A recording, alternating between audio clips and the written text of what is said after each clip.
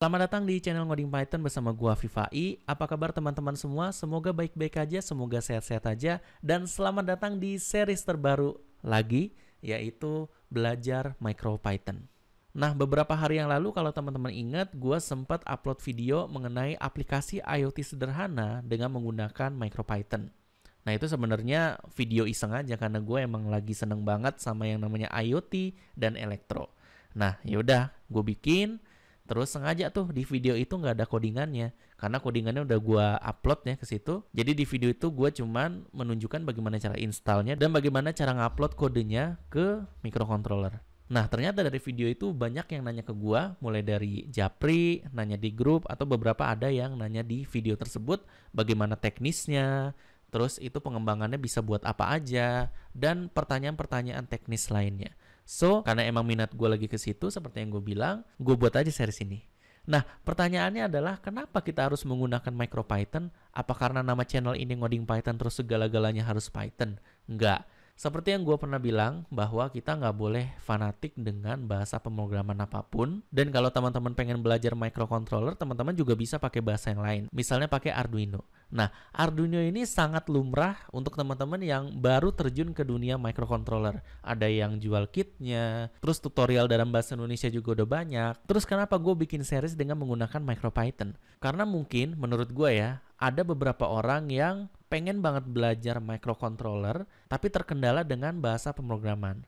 Dan mungkin ada beberapa teman-teman yang tidak terbiasa dengan sintaks yang ada di Arduino, yang mana itu adalah berbasis C. Terus mungkin ada juga orang yang berpikir, ada nggak ya bahasa yang kayak Python, tapi bisa buat menggerakkan robot gitu misalnya. Nah, maka dari itu, karena ada framework yang bernama MicroPython, di mana sintaksnya itu adalah sintaks Python, dan yang seperti kita tahu, Python itu sangat mudah dibaca, terus mudah dipelajari untuk orang awam, dan lain sebagainya. Sehingga framework ini cocok banget buat teman-teman pemula yang baru terjun ke dunia microcontroller dan pengen belajar apa-apa yang ada di dalamnya. Nah, nanti kalau teman-teman udah tahu prinsipnya, udah tahu cara kerjanya, dan lain sebagainya, teman-teman bisa bebas mau pindah pakai bahasa apapun. Mau pakai bahasa C gitu ya, di Arduino, atau bahasa Lua, dan lain sebagainya. Karena pada prinsipnya sebenarnya sama, cuman sintaksnya aja yang membedakan. Seperti itu. Nah, ngomong-ngomong tentang MicroPython ini dibuat oleh Damien George. Beliau ini mengimplementasikan ulang bahasa Python. Jadi bahasa Pythonnya dibikin lagi dengan menggunakan C, terus dibuat seoptimal mungkin sehingga bahasa Python tersebut bisa jalan di board yang kecil ini. Nah, board yang kecil ini kan resource-nya terbatas. Terus kita tahu bahasa Python itu katanya berat, terus katanya lambat. Nah, ternyata bisa tuh dioptimalkan dan bisa jalan tuh di board sekecil ini. So, kudos buat Damien George yang udah mengimplementasikan ulang bahasa Python untuk bisa dijalankan di sini. Nah, pertanyaan selanjutnya apa aja sih yang perlu disiapkan untuk belajar di series ini? Yuk kita lihat. Hal terpenting yang teman-teman butuhkan untuk mengimplementasikan MicroPython adalah board yang support MicroPython. Nah, teman-teman bisa lihat list board apa aja yang support MicroPython di website MicroPython, yaitu micropython.org. Nah, board utamanya itu adalah PyBoard, di mana PyBoard itu memang dibuat untuk menjalankan MicroPython ya. Tapi kalau di Indonesia itu susah didapetin dan harganya mahal, jadi kita pakai board alternatif yang lain yang mudah didapatkan di Indonesia. Nah, alternatif yang pertama ini adalah ini. Ini adalah board ESP8266 ya. Ini adalah Node MCU. Jadi Node MCU ini sekecil ini dan harganya ini mulai dari 30 ribuan tergantung dari variannya. Nah, varian yang gua pegang ini adalah varian yang Amica. Itu ya. Ini adalah board ESP8266, ada juga yang ini, yang lebih besar. Ini adalah versi Lolin. Sama chipnya juga ESP8266. Jadi secara performa sejauh ini menurut gua sih sama, versi 2, versi 3. Mungkin ini lebih bagus sedikit. Nah, board yang lain ini adalah board berbasis ESP32. Nah, ini kayaknya namanya Node MCU juga deh. Ini harganya mulai dari sekitar 50 ribuan lebih lah, 60 ribuan ke atas. Nah, ini lebih powerful ya SP32 ini dibanding SP8266 karena memang SP32 ini adalah penerus dari SP8266 ini. Jadi sebenarnya teman-teman dengan menggunakan SP8266 ini udah cukup untuk belajar MicroPython. Tapi kalau misalnya teman-teman butuh resource yang lebih gede, misalnya untuk bot Telegram yang kemarin gua implementasikan di video sebelumnya, itu kita butuh SP32. Karena untuk memanggil API Telegram yang ini entah kenapa gua nggak bisa kalau pakai MicroPython. Mungkin perlu gua oprek lagi. Tapi works well kalau menggunakan SP32 ini.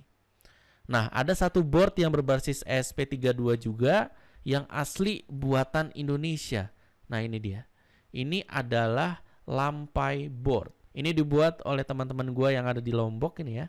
Kalau teman-teman bisa lihat, ini desain di Lombok oleh Lumbung Inovasi. Nah, Lumbung Inovasi ini adalah salah satu startup yang ada di Mataram, Lombok. Nah, ini karya anak bangsa nih guys. Jadi teman-teman bisa dapetin ini di link yang udah gua taruh di kolom deskripsi. Selanjutnya, board yang terakhir yang gua punya ya, ini adalah Microbit. Microbit ini adalah board dari BBC ya. Board ini dibagikan ke anak SD di London. Jadi bayangin, anak SD dikasih board ginian untuk eksplorasi. Keren gak tuh? Bayangin kalau di Indonesia anak SD-nya dikasih beginian gitu ya. Bakal keren banget ya kayaknya. Nah, Microbit ini selain support MicroPython, karena memang ini dibuat untuk belajar ya anak-anak, dan Python itu bahasa yang mudah dimengerti, ini juga bisa mengimplementasikan Scratch. Jadi Scratch itu kayak semacam visual programming ya, kayak game yang waktu itu pernah gua bahas tuh yang Wild True Learn.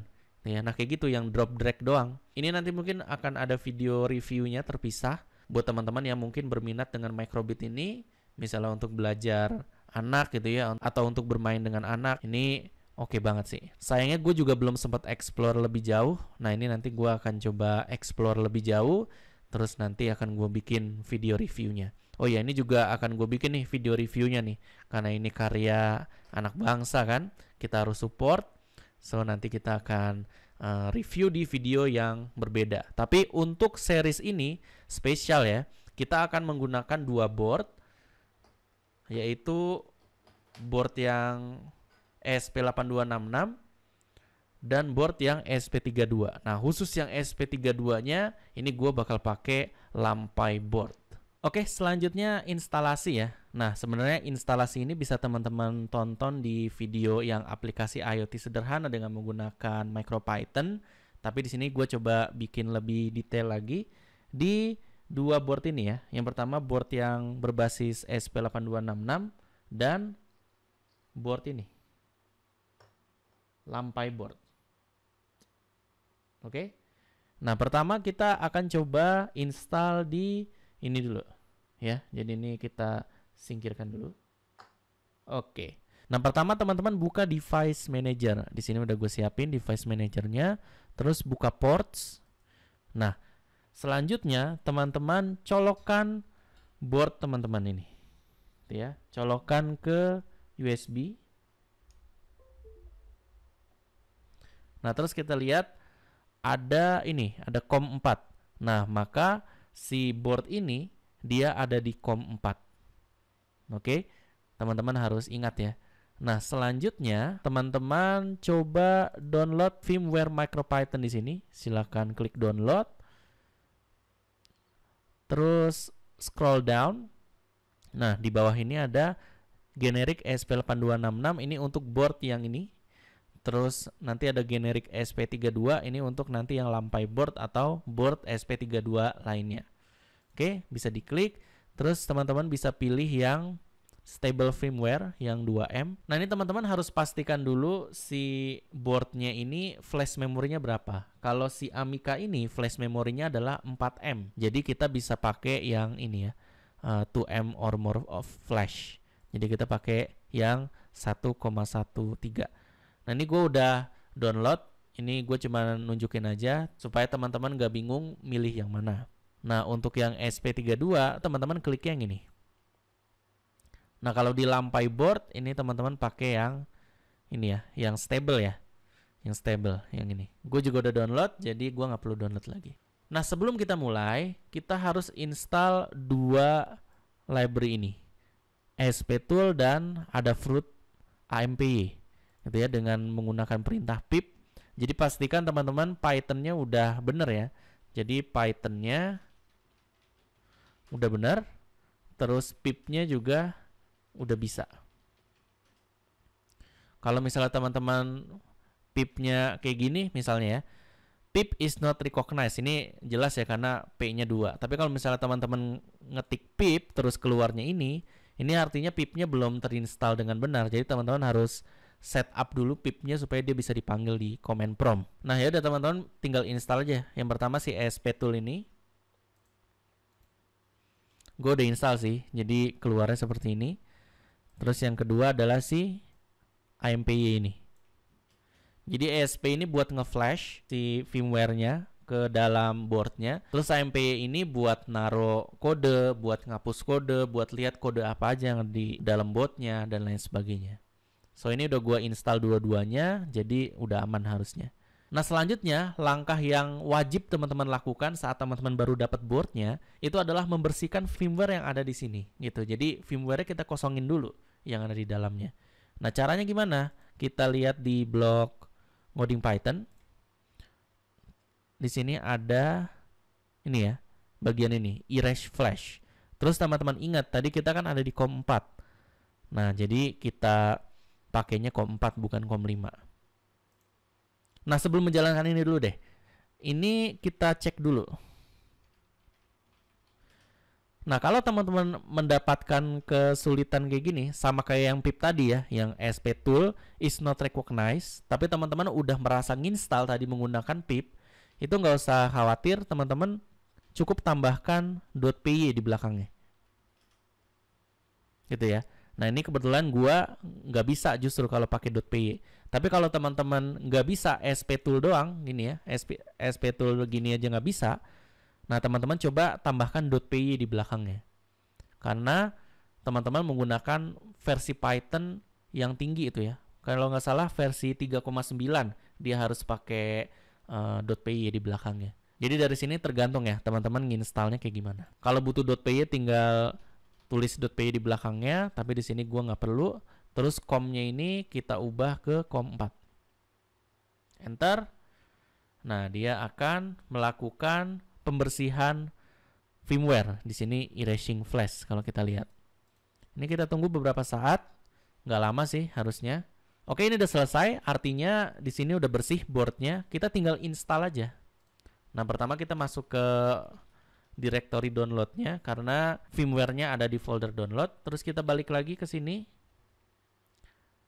Kita pakai yang cara untuk ESP8266 ya, yang ini berarti. Sama kayak tadi, kalau teman-teman butuh .py, ASP.tool-nya tinggal tambahin .py, terus kita ubah si portnya jadi COM 4, terus kita masukin di belakang ini adalah firmware-nya.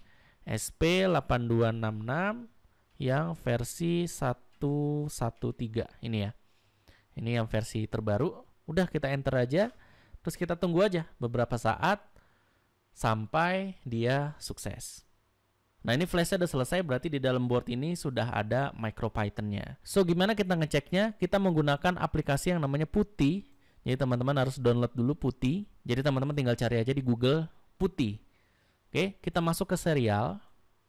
Terus kita masuk dia COM berapa, yaitu COM 4. Lalu speednya 115.200. Nah, ini kita bisa lihat di sini kalau ada tanda begini kan berarti kita masuk konsol Python ya. Nah, ini dia udah masuk ke dalam MicroPython-nya. Kita tinggal print halo dunia. Nah, ini dia keluarnya seperti ini. Ini bukan di komputer gua ya, ini di boardnya nih. Jadi ini kita udah menjalankan Python-nya ini di MicroPython-nya. Gitu. Begitu cara install untuk ESP8266. So, kita close. Nah, kita coba lihat ya, dengan menggunakan AMPY, kita lihat apa aja isi dari si board ini. Caranya gimana? Kita tinggal ketik AMPY, dash portnya. Portnya itu adalah COM 4. Terus kita lakukan ls. Nah, kalau ls ini kan kalau di Linux itu kan isi direktorinya ya. Ini isi di direktori kita cuman boot.py. Nah, kita kalau mau ambil kodenya, kita tinggal lakukan get boot.py. Nah, ini isi dari boot.py. Nah, kalau kita mau nge-push kodenya ke dalam sini, kita tinggal lakukan put. Nah, pastikan script ini ada di komputer kita ya, yang untuk masukin ke dalam situ. Nah, put ini nanti implementasinya kita bahas di video selanjutnya ya. Oke, gitu aja sih untuk instalasi dengan menggunakan ESP8266. Sekarang kita coba instalasi dengan menggunakan ESP32, which is yang kita gunakan adalah Lampai board. Sama kayak tadi kita siapkan device manager, tapi ini kan masih not MCU ya. Ini kita lepas not MCU-nya. Lalu kita colokkan ini, Lampai board. Nah, kita lihat portnya berubah ya, jadi COM6. So, ini adalah port dari Lampai board kita. Sama kayak tadi caranya, kita hapus dulu firmware yang ada di dalam situ. Walaupun sebenarnya kalau teman-teman beli Lampai board, itu sebenarnya udah ada MicroPython-nya. Tapi ini kita asumsikan kita pakai board ESP32 secara umum ya. So, kita erase flash-nya. Sama caranya persis kayak yang tadi, cuman kita ganti di sini jadi COM6 ya. Kita tunggu beberapa saat. Sorry tadi ada error sedikit, terus gua coba otak-atik sedikit dan saat gua colokin dia berubah jadi COM4. Jadi ini nggak masalah ya. Jadi cuma berubah portnya aja. Oke, selanjutnya sama kita akan lakukan upload atau flash firmware di Lampai board kita. Caranya pakai ini.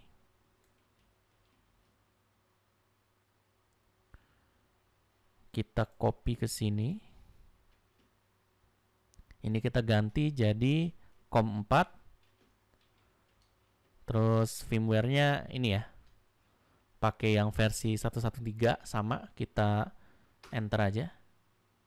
Kita tunggu beberapa saat sampai firmware-nya terupload. Oke, ini udah selesai. Cara ngeceknya sama, kita pakai putih juga. Kita masuk ke COM4, terus 115200. Ya, kita coba print halo dunia. Ya, keluarnya seperti ini. Dan operasi AMPE-nya juga sama, jadi gua nggak perlu demoin lagi ya. Oke, segitu aja video kali ini. Jangan lupa like dan share video ini supaya video ini bisa bermanfaat untuk orang banyak.